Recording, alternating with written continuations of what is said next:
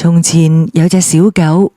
每當太陽升起，佢就鍾意同女主人喺陽光照耀中跑步，因為太陽嘅溫暖令到佢哋感受到幸福嘅能量。有一日，小狗如常跟住太陽跑啊跑，突然間天地變咗顏色，原本太陽照耀溫暖嘅黃光，突然變成咗深藍色。天上面嘅太陽變成咗一輪圓滿嘅月亮，突然出現嘅一道閃閃藍光，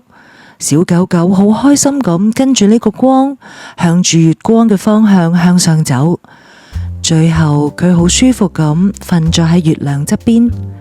變成咗一團柔軟嘅雲。佢被月光溫暖住，